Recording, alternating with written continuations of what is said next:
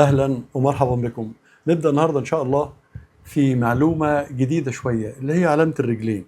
علامة الرجلين في الغالب هو المعجم أهملها يعني، أو المترجمين أهملوها أو خدوها مؤشر لحاجة اسمها يرحل، يسافر، يجري، يسرق، ينهب غنيمة، يعني كده، يعني خدوها بمعاني الحركة والموشن وخلاص، يعني ما ادوهمش معنى تاني. لكن مع تتبع المعجم لقيناها رايحة في اتجاهات غريبة الشكل يعني، ومدية كلها مدية معاني الرجولة والشهامة والبطولة والمحارب والراجل الهمام والراجل الجدع، يعني واخدة اتجاهات غريبة الشكل. لكن مع تقصي الكلمة نفسها لأنها هي أصيلة في كلمة الأزير نفسه، يعني داخلة في كلمة الأزير وأصيلة في كلمة الأزير، كل ما يجيب مع الأزير غالبا مع الأزير يجيبها. وعلى فكرة المعجم الولس بيج ده جاب الأزير في حدود تقريبا مخصصات لاسم الأزير نفسه، حدود 75 اسم تقريبا يعني ذكر بيه الأزير، وأكثر من 100 اسم إشارة للأزير.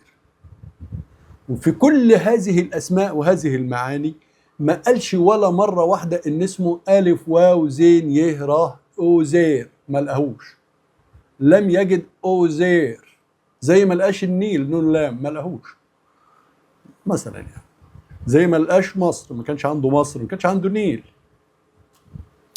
ما علينا، خلينا نشوف الدنيا ماشيه ازاي ونطبق مع بعض على علامه الرجلين ديت ونتفرج عليها هي بتقول ايه. هنا مثلا لما جاب موضوع الرجلين ديت، يعني غريبه قوي انه حاططها حوالين طائر السمان، يعني حاجه ملاصقه. السمان، طب لو كانت السمان فرعون تبقى فرعونين مثلا. غريبه يعني، فرعونين اتنين نون في الاخر، معنى كده ان العلامه ديت ممكن تروح للنهر مثلا او للنيل او كده، يعني فرعون وبعدين فرعون النيل مثلا. طب وهي ملاصقه برضو كذلك مع الازير، يعني كتير كتير ما بتيجي مع الازير. وادله تعال نشوف هنا مثلا مع العلامه ديت جاي بيقول ايه، بدلها معاني ايه العلامه ديت عموما. خرج وانبثق وذهب ورحل وترك وطنه وانسحب من المكان وتقدم ولد وطلع وتدفق وافرغ. النهر نفسه بيتكلم على النهر نفسه، حاجات من النهر نفسه يعني.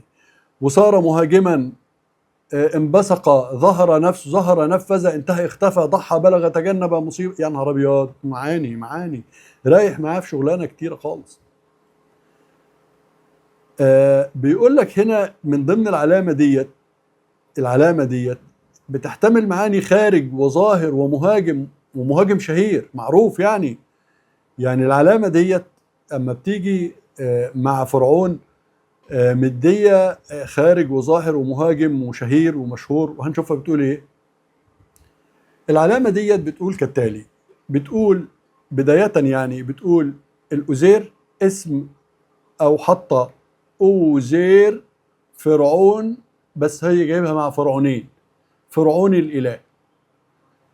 ولما هتيجي مع النيل عشان نكون عارفينها، يعني ما تيجي مع النيل هتلاقي دي حرف الف فيضان، هتلاقي دي كلمة فيضان. الأزير دي دائما تيجي بمعنى فيضان وبستخدمها في النيل كتير يعني. وهنا كلمة النيل ومي، هنا مي أو مالي النيل، نالي النيل. هو عموما هنا أزير فرعون إله. الكلمة ديت العلامة دهيت الرجلين دهيت بتحتمل معنى الأزير فرعون إله، زي ما هنشوفها بعد كده واستخدمها مع الأزير بشكل واضح، هنجيبها دلوقتي مع بعض. كلمة مهاجم وبطل ومع الفرعون ومحارب وايه الشغلانة ديت. لما نيجي نفك الكلمة ونلاقيها بتقول ايه، هنلاقيها بتقول أبطال، ألف ب أبي طال، أبطال. الله، أبطال محاربين، أدي الميم وحاه وراه وألف وب ويه ونون، محاربين اللي هي كلمة فرعون بتنطق محاربين، كل سهم جايب تحت واحدة، محاربين الإله. الله، هم كلمة فرعون بتنطق محاربين. يعني لما بيجيب العلامة اللي هي اللي حاططها ديت السهم كده والصدادة والريشتين والمحاربين والجنود، اعرف انك رايح في اتجاه فرعون، هتروح في اتجاه فرعون هذه علامة المحاربين دي. ونجاه مع طائر السمان شكل الرجلين والحرب والشغلانه ديت، يبقى انت رايح من لفظه فرعون اللي هو لفظه السمان لكلمه محاربين. ده لسه لها معاني كمان جميله قوي هتشوفها مع بعض. يبقى هنا عرفنا ابطال محاربين طالعه من فرعون والأزير مشتركين مع بعض. يبقى العلامة دي إلى الآن محققة الأزير فرعون راكبين مع بعض بشكل كويس، وهنشوف هنتأكد من إن هي الأزير فرعون إزاي. هو هنا برضو جاء من العلامة ديت بيقول لك إيه؟ بطل، رجل شديد، محارب، مقاتل، جندي، رجل مترفع، بطل، شجاع. كل دي جاية مع العلامة دي. طبعا هي مع علامة المستطيل الناقص قطعة ده منه، احنا شرحناها في حلقة مطولة هنجيلها تاني، ما راحتش بعيدة خالص عن الكلمة ديت. الكلمة ده هي بس زي ده حتة صغيرة نرجع لها تاني ان شاء الله بتفصيل، لكن احنا بس حبينا نضيف النهاردة موضوع الرجلين دي. بيقول لك ايه هنا؟ ميدان معركة، هي ظاهرة ميدان معركة، شدة، قوة، هجوم، ذو بأس شديد، قوة، جندي محترف، شدة وعنف وكفاح ومباراة ونشاط وحرب وشجاعة. شوف هو رايح في الاتجاه الحرب على طول. ساعة ما بتيجي الرجلين دي مع طائر السمان أو مع البيت اللي هو ناقص ضلع ده بتروح بالشكل ده. لو جينا برضو نفكها بشكل سريع هنلاقيها إيه؟ بطل، معروف لينا أو لنا. فهل هو الشجاع وبطل معروف زي ما قال؟ معروف. معروف، كلمة معرفة، معرفة حتى بتيجي مع العلم والكده والمعرفة برضو معروف، أصيلة في الكلمة، هو بطل معروف لينا، واضحة خالص. هنا بيقول لك إيه؟ الظهور أو التجلي العظيم أو العيد الكبير طقس في رواية تمثيلية أوزوريس المعجزة. أنت ما لقيتش أوزوريس أساسا، بيرتع أي خرطفيش، أي كلام، بيرتع ماشي أوكي مفيش مشكلة. خلينا احنا في الترجمة بتاعتنا اللي هي فيها الأزير وهو كان عظيم التجلي وكان ظاهر كده يعني. هي كلمة ظاهر قد الظاه والضاد يعني والهيه والراه، ظاهر، ظاهر كده يعني. خرافي، خرافي يعني كظاهر وكبير وكبير وكل ده. طيب هل هي فيها معنى كلمة الرجولة؟ تعال نشوف كده. ادي اي وادي الراء وادي الجيم وادي الواو، الرجولة، الرجولة. ابطال، ابطال هم، ابطال هم الرجولة. طب ولو نقراها تاني بنقول من خصوصا من لفظة فرعون ديت او فرعونين دي، هم كلهم رجالة. عشان كده قال لك 2 في الاخر فرعونين، اللي هي ممكن تنطق النيل على فكرة، يعني ألف نون يه لام النيل أو النهر في الآخر زي ما هتيجي كلمة فيضان.